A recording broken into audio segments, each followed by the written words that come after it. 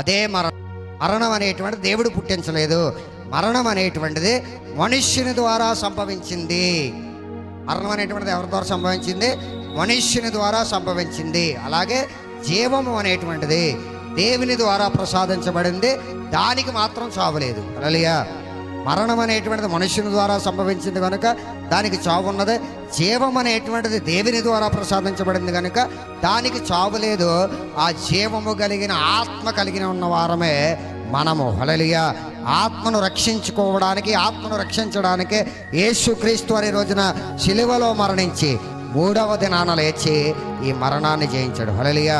అంటే మనుష్యుని ద్వారా మరణము సంభవించిన కనుక మరలా మనుష్యుని ద్వారానే జీవము ప్రసాదించబడాలని యేసుక్రీస్తు వారు మానవ స్వరూపాన్ని ధరించి ఏ మనుష్యుని ద్వారా అయితే మరణము సంభవించిందో అదే మనుష్యుని ద్వారా జీవము ప్రసాదించాలని భూమి మీదకు వచ్చి సర్వమానవాళ